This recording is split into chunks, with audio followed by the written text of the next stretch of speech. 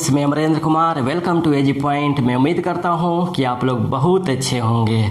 चलिए आज हम स्टार्ट करते हैं मुस्लिम सामाजिक धार्मिक सुधार आंदोलन।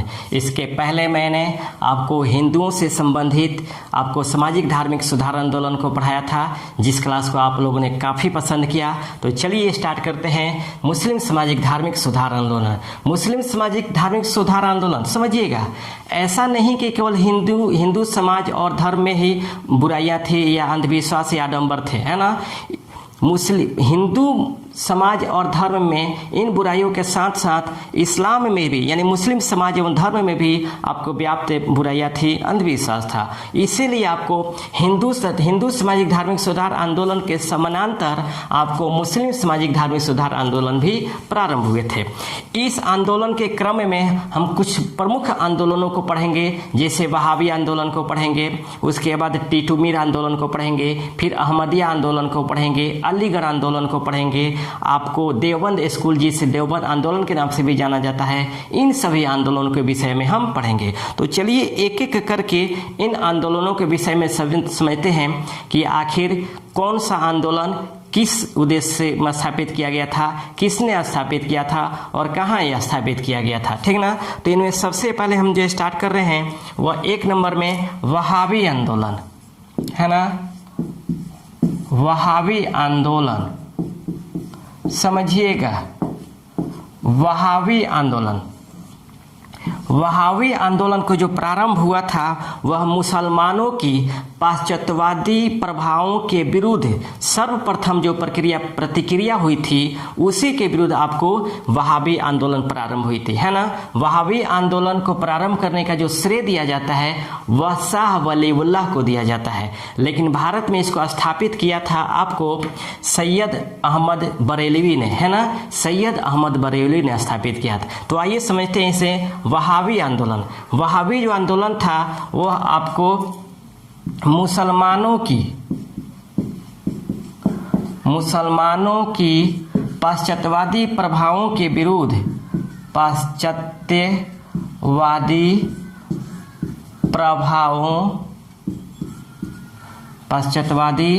प्रभावों के विरुद्ध सर्वप्रथम जो प्रतिक्रिया हुई थी, सर्वप्रथम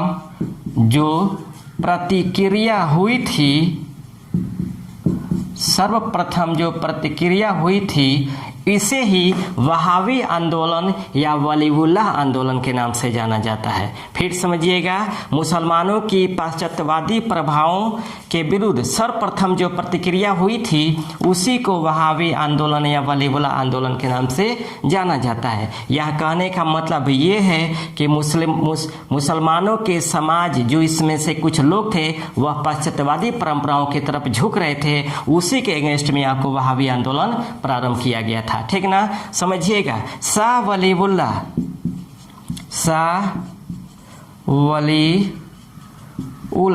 ये प्रथम ऐसे मुस्लिम नेता थे जिन्होंने मुस्लिम समाज में व्याप्त बुराइयों, अंधविश्वासों, आडंबरों, कृतियों के प्रति लोगों को ध्यान आकृष्ट किया था, है ना। सबसे पहले शाह वलीउल्लाह ये प्रथम मुस्लिम नेता थे जिन्होंने मुस्लिम समाज में व्याप्त बुराइयों को, अंधविश्वासों को, कृतियों को, आडंबरों के प्रति लोगों के ध्यान को आकृष्ट किया था। और आपको शाह अब्दुल्ला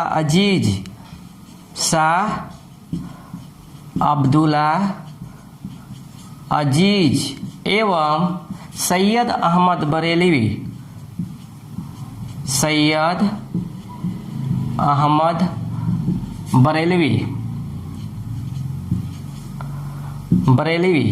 इन लोगों ने शाह वलीउल्लाह के विचारों को लोकप्रिय बनाने में महत्वपूर्ण भूमिका निभाई थी, है ना। शाह अब्दुल्ला अजीज एवं सैयद अहमद बरेलवी ने शाह वलीउल्लाह के विचारों को लोकप्रिय बनाने का प्रयत्न किया था, ये आपको योगदान दिया था। फिर समझिएगा, है ना, शाह वलीउल्लाह जो थे या इस्लाम धर्म में व्याप्त कृतियों को के प्रति लोगों को ध्यान आकृष्ट किया था, और इन्हीं को देख करके शाह अब्दुल्ला अजीज तथा सैयद अहमद बरेलवी ने शाह वलीउल्लाह के विचारों को लोकप्रिय बनाने का प्रयास किया, है ना। और इसमें जो शाह अब्दुल्ला अजीज थे इन्होंने हिंदुस्तान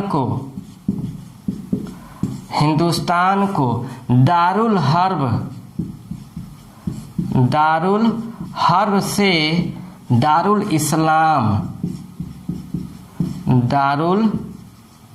इस्लाम बनाने का आह्वान किया था, है ना। जो शाह अब्दुल्ला अजीज थे, इन्होंने हिंदुस्तान को दारुल हर्ब से दारुल इस्लाम बनाने का इन्होंने आह्वान किया था, ठीक ना। काफिरों का देश, दारुल हर्ब का मतलब होता है काफिरों का देश, है ना। तो इन्होंने दारुल हर्ब से दारुल इस्लाम बनाने का आह्वान किया था, ठीक ना। किसने किया था? शाह अब्दुल्ला अजीज ने किया था। फिर एक बात समझिएगा, सबसे पहले जो वहाबी आंदोलन था यह पंजाब में सिख सरदारों के विरुद्ध था, है ना। सिख सरकार के खिलाफ था। जो वहाबी आंदोलन प्रारंभ हुआ था यह पंजाब में सिख सरकार के विरुद्ध हुआ था। लेकिन 1849 में जब अंग्रेजों ने पंजाब को अधिग्रहण कर लिया और ब्रिटिश साम्राज्य में मिला लिया, तब यह आंदोलन अंग्रेजों के खिलाफ हो गया, है ना। तब यह आंदोलन अंग्रेजों के खिलाफ हो गया। फिर समझिएगा, वहाबी आंदोलन जो सबसे पहले था वह पंजाब के सिख सरकार के विरुद्ध था। लेकिन 1849 में जब अंग्रेजों ने पंजाब को ब्रिटिश साम्राज्य में मिला लिया, तब यह आंदोलन अंग्रेजों के भी खिलाफ हो गया, है ना। और एक बात ध्यान दीजिएगा, वहाबी आंदोलन का जो प्रमुख केंद्र था वह पटना था, है ना। वहाबी आंदोलन का जो प्रमुख केंद्र था वह पटना था। और पटना में इसके दो नेता थे। पहला थे विलायत अली थे और दूसरे थे इनायत अली, है ना। इनायत अली थे। तो ये हमारा वहाबी आंदोलन था। फिर समझिएगा, वहाबी आंदोलन मुसलमानों की पाश्चात्यवादी प्रभावों के विरुद्ध सर्वप्रथम जो प्रतिक्रिया प्रारंभ हुई थी उसे ही वहाबी आंदोलन या वलीउल्लाह आंदोलन के नाम से जाना जाता है। शाह वलीउल्लाह ये पहले मुस्लिम नेता थे जिन्होंने मुसलमानों को उनके समाज में व्याप्त बुराइयों आडंबरों के प्रति उनका ध्यान आकृष्ट किया था। और शाह अब्दुल्ला अजीज तथा सैयद अहमद बरेलवी ने इनके विचारों को लोकप्रिय बनाने का प्रयास किया था। जो शाह अब्दुल्ला अजीज थे, इन्होंने हिंदुस्तान को दारुल हर्ब से दारुल इस्लाम बनाने का आह्वान किया था। और ये वहाबी आंदोलन का जो केंद्र था वह पटना में था। और पटना में वहाबी आंदोलन के दो नेता थे, विलायत अली और इनायत अली थे। तो कंप्लीट ये था हमारा वहाबी आंदोलन। अब हम बात करते हैं टीटू मीर का आंदोलन, है ना। दूसरा नंबर हम बात करते हैं टीटू मीर का आंदोलन। समझिएगा, टीटू मीर का आंदोलन, इस आंदोलन की जो शुरुआत की थी वह वहाबी आंदोलन के संस्थापक सैयद अहमद बरेलवी के शिष्य मीर निधार अली ने की थी, है ना। मीर निधार अली ने की थी। फिर समझिएगा, टीटू मीर आंदोलन की जो शुरुआत की थी वह आपको वहाबी आंदोलन के संस्थापक सैयद अहमद बरेलवी के शिष्य मीर निधार अली ने की थी, जिन्हें टीटू मीर के नाम से भी जाना जाता है ना। जिन्हें टीटू मीर के नाम से भी जाना जाता है। और याद रखिएगा, टीटू मीर ने बंगाल के मुसलमान किसानों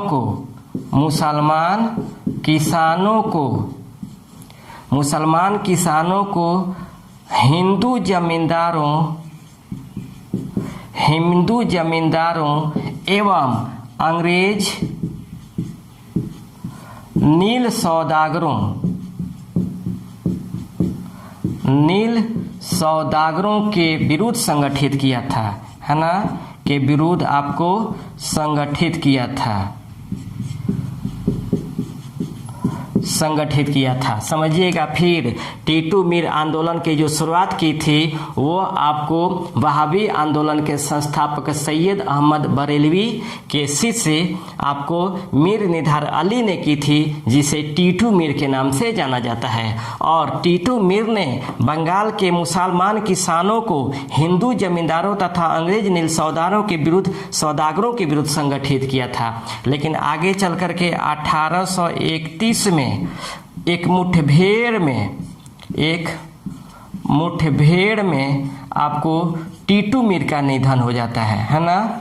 टीटू मीर का निधन हो जाता है और इसी निधन के बाद यह आंदोलन समाप्त हो जाता है ना। फिर समझिएगा 1831 में एक मुठभेड़ होता है जिसमें टीटू मीर का निधन हो जाता है और इसी निधन के बाद आपको टीटू मीर का आंदोलन समाप्त हो जाता है। तो ये हमारा टीटू मीर आंदोलन। क्वेश्चन पूछेगा कि टीटू मीर आंदोलन का शुरुआत किसने किया था, तो मीर निधार अली ने किया था, जिसे टीटू मीर के नाम से जाना जाता है। कहाँ पर यह आंदोलन हुआ था, तो यह बंगाल में हुआ था, ठीक ना। बंगाल में किसके विरुद्ध, तो हिंदू जमींदारों एवं अंग्रेज नील सौदागरों के विरुद्ध। टीटू मीर का मृत्यु कब हुई, तो 1831 में हुई थी। तो ये हमारा टीटू मीर आंदोलन था। अब हम बात करते हैं अहमदिया आंदोलन, है ना। अहमदिया आंदोलन समझिएगा। अहमदिया आंदोलन समझिएगा। अहमदिया आंदोलन का जो शुरुआत किया था वह पंजाब के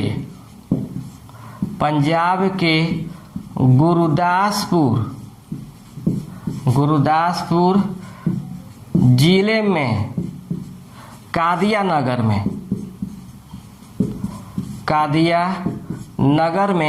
मिर्जा गुलाम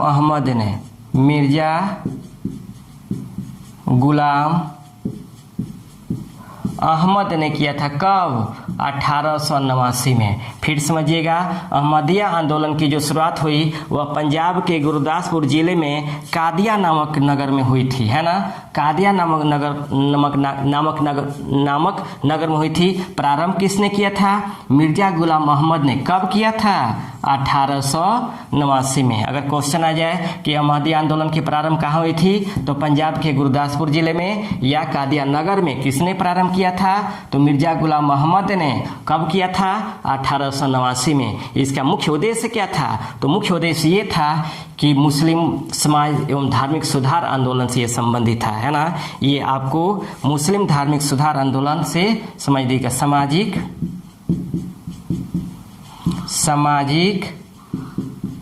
धार्मिक सुधार आंदोलन से यह संबंधित था। सुधार आंदोलन से संबंधित है ना। जो मिर्जा गुलाम मोहम्मद थे, इनका उद्देश्य था कि मुस्लिम समाज एवं धर्म में जो कुरीतियां हैं उनको दूर करने का प्रयास किया जाए, है ना। उनको दूर करने का प्रयास किया जाए, इसलिए उन्होंने अहमदिया आंदोलन की शुरुआत की थी। इसके अलावा ये पहले ऐसे मुस्लिम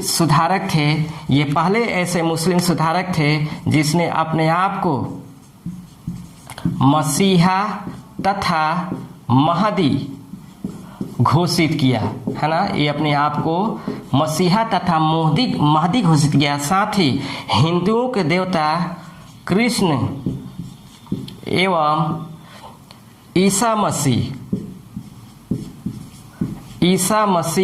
होने का दावा किया था।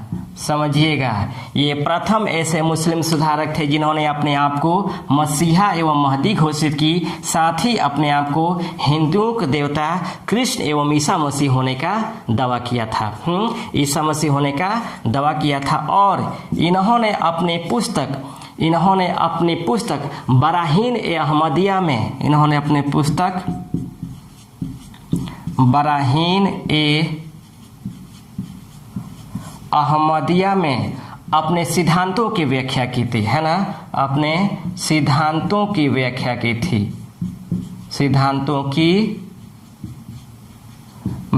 की थी। तो ये हमारा अहमदिया आंदोलन था। फिर समझिएगा, अहमदिया आंदोलन की शुरुआत की थी 1889 में। किसने, मिर्जा गुलाम अहमद ने कहाँ पर, पंजाब के गुरदासपुर जिले में कादियान नगर में स्टार्ट किया था, है ना। इसका जो मुख्य उद्देश्य था वह सामाजिक धार्मिक सुधार आंदोलन था, यानी समाज और धर्म में व्याप्त बुराइयों को दूर करने का इन्होंने प्रयास किया था। और इन्होंने अपने आप को, पहले मुस्लिम सुधारक थे जिन्होंने अपने आप को मसीहा तथा महदी घोषित किया। साथ ही इन्होंने हिंदुओं को देवता कृष्ण एवं ईसा मसीह होने का दावा किया। और इन्होंने अपने सिद्धांतों को घोषित व्याख्या किया किसमें, इनके द्वारा लिखा गया पुस्तक है बराहीन ए अहमदिया, है ना। बराहीन ए अहमदिया में इन्होंने अपने सिद्धांतों की व्याख्या की थी। तो ये था अहमदिया आंदोलन। अब हम बात करते हैं अलीगढ़ आंदोलन, है ना। अब हम बात करते हैं अलीगढ़ आंदोलन, समझिएगा। अलीगढ़ आंदोलन समझिएगा। इस आंदोलन की जो शुरुआत की थी वह आपको सर सैयद अहमद खान ने, है ना। सर सैयद अहमद खान ने इस आंदोलन की शुरुआत की थी। याद रखिएगा, इनका जो जन्म हुआ था वह 1817 में दिल्ली में एक धनाढ़ मुस्लिम परिवार में इनका जन्म हुआ था, है ना। 1817 में इन्हें दिल्ली में एक धनाढ़ परिवार में इनका आपको जन्म हुआ था। कब हुआ था? 1817 में। और ये आपको ब्रिटिश कंपनी के सेवा में उच्च अधिकारी के पद पे थे, है ना। उच्च अधिकारी के पद पे थे। और 1876 में ये सेवानिवृत्त हुए। और सेवानिवृत्त होने के बाद इन्हें आपको लेजिस्लेटिव काउंसिल का आपको सदस्य बना दिया गया, है ना। इन्हें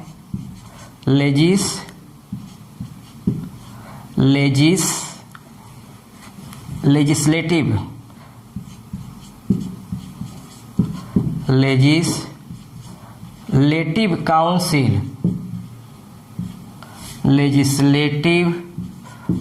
काउंसिल का सदस्य बना दिया गया, है ना। सदस्य बना दिया गया। साथ ही इन्हें 1878 में अंग्रेजों द्वारा नाइटहुड की उपाधि प्रदान की गई। नाइटहुड की उपाधि प्रदान की गई थी। कब? 1878 में नाइटहुड की उपाधि प्रदान की गई, ठीक ना। 1878 में। फिर समझिएगा, अलीगढ़ आंदोलन की जो शुरुआत की थी वह सर सैयद अहमद खान ने किया था। इनका जन्म 1817 में दिल्ली में एक मुस्लिम धनाढ़ परिवार में हुआ था। और इन्होंने 1876 तक इन्होंने ब्रिटिश कंपनी में एक उच्च अधिकारी के पद पे काम किया। उसके बाद इन्हें आपको लेजिस्लेटिव काउंसिल का सदस्य बनाया गया 1876 में, रिटायर होने के बाद, है ना। रिटायर होने के बाद इन्हें आपको जो लेजिस्लेटिव काउंसिल का सदस्य बनाया गया। और 1878 में अंग्रेजों द्वारा इन्हें नाइटहुड की उपाधि प्रदान की गई। याद रखिएगा, इन्होंने केवल कुरान को ही मुसलमानों का एकमात्र ग्रंथ मानते थे, है ना। मुसलमानों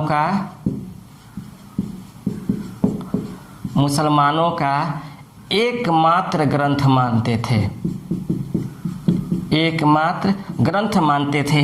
बाकी इसके बाद जितनी भी रचनाएं हुई थी उसको ये गौण मानते थे, बोलते थे इनका कोई महत्व नहीं है। केवल कुरान को ही ये मुसलमानों को एकमात्र ग्रंथ मानते थे, बाकी किसी अन्य रचनाओं के स्थान नहीं देते थे। इन्होंने स्त्री शिक्षा पर बल दिया था। स्त्री शिक्षा पर इन्होंने बल दिया था।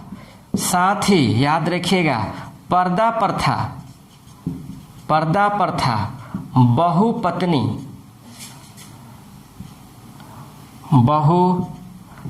प्रथा एवं पीरी एवं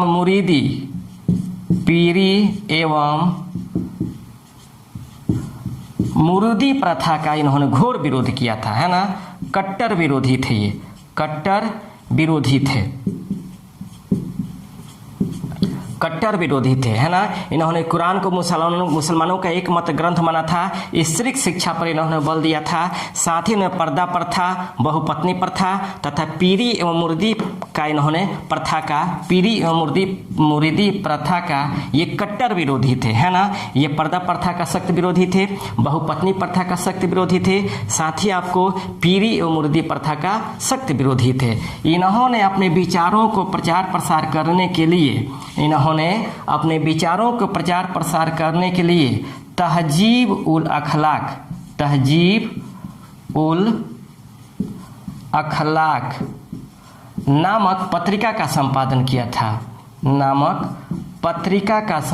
किया था। याद रखिएगा, इन्होंने अपने विचारों को प्रचार प्रसार करने के लिए इन्होंने तहजीब उल अखलाक नामक पत्रिका का संपादन किया था, जिसका अर्थ होता है सभ्यता एवं नैतिकता की कहानी। सभ्यता एवं नैतिकता की कहानी ये इन्होंने प्रकाशित किया था। क्या नाम था? तहजीब उल अखलाक। अगर आ जाए क्वेश्चन कि सर सैयद अहमद खान ने अपने विचारों को प्रचार प्रसार करने के लिए किस पत्रिका का संपादन किया था, तो तहजीब उल अखलाक नामक पत्रिका का संपादन किया था, जिसका अर्थ होता है सभ्यता एवं नैतिकता की कहानी। उसके बाद इन्होंने 1864 में साइंटिफिक सोसाइटी की स्थापना की थी। साइंटिफिक सोसाइटी की स्थापना की थी। याद रखिएगा, आ जाए क्वेश्चन की साइंटिफिक सोसाइटी की स्थापना की थी, किसने की थी? तो सर सैयद अहमद खान ने की थी। कब? 1864 में। उसके बाद 1875 में इन्होंने अलीगढ़ में मुस्लिम एंग्लो ओरिएंटल कॉलेज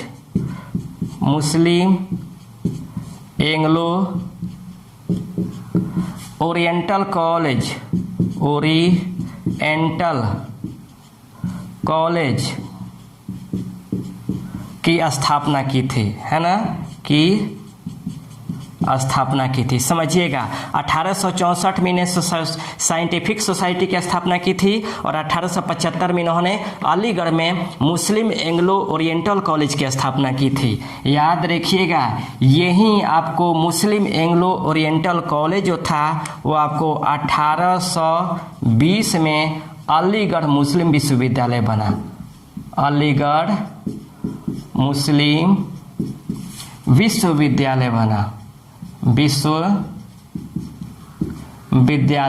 AMU, है ना, AMU। याद रखिएगा, जो 1875 में अलीगढ़ में मुस्लिम एंग्लो ओरिएंटल कॉलेज की स्थापना की गई थी, वहीं आगे चल करके 1820 में अलीगढ़ मुस्लिम विश्वविद्यालय के रूप में परिवर्तित हो गया, यानी स्थापना हुई। ये याद रखेंगे। जैसे 1898 में सेंट्रल हिंदू कॉलेज था, जो आगे चल करके 1916 में बनारस हिंदू विश्वविद्यालय बना। उसी तरह 1875 में मुस्लिम एंग्लो ओरिएंटल कॉलेज था, जो 1820 में जाकर के अलीगढ़ मुस्लिम विश्वविद्यालय बना, है ना। और सर सैयद अहमद खान, जो पाश्चात्यवादी शिक्षा और पाश्चात्यवादी परंपरा का सबसे बड़ा समर्थक थे, साथ ही हिंदू और मुस्लिम एकता का भी सबसे बड़े समर्थक थे, है ना। इन्होंने एक बार कहा था कि हिंदू और मुसलमान ये भारत की दो सुंदर आंखें हैं, है ना। इन्होंने कहा था कि हिंदू और मुसलमान भारत की दो सुंदर आंखें हैं, इनकी उपमा दी थी।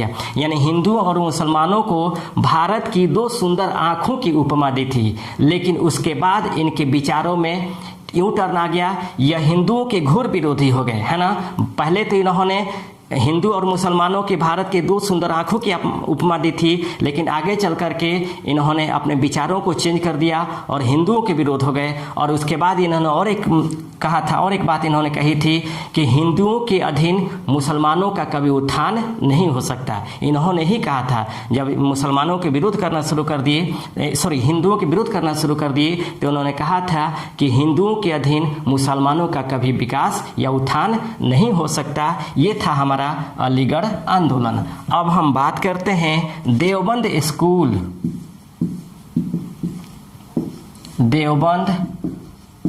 स्कूल। समझिएगा, इसे देवबंद आंदोलन के नाम से भी जाना जाता है। इसे देवबंद आंदोलन के नाम से भी जाना जाता है और यह भी एक धार्मिक सुधार आंदोलन था, है ना, धार्मिक सुधार आंदोलन था, समझिएगा। इसकी जो स्थापना हुई थी वह उत्तर प्रदेश के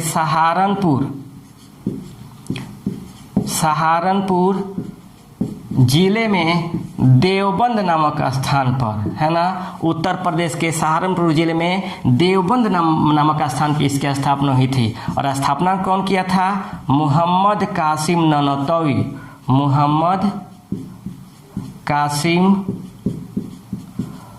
ननौतवी तथा राशिद अहमद गंगोही, राशिद अहमद गंगोही, है ना, ये आपको देवबंद स्कूल की स्थापना की थी। फिर समझिएगा, देवबंद स्कूल जिसे देवबंद आंदोलन के नाम से भी जाना जाता है और यह एक धार्मिक सुधार आंदोलन था। इसकी स्थापना उत्तर प्रदेश के सहारनपुर जिले में देवबंद नामक स्थान पर हुई थी और इसकी स्थापना किसने किया था? मोहम्मद कासिम ननौतवी तथा राशिद अहमद गंगोही ने इसकी स्थापना की थी, है ना। और आगे चल करके आपको शिबली नुमानी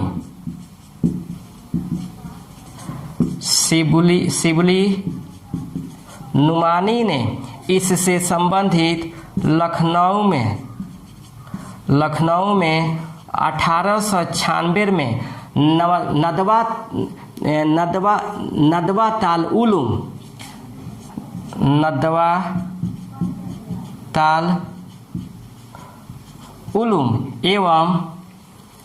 ताल उलूम एवं दारुल उलूम की स्थापना की थी, है ना, नदवातुल उलूम एवं दारुल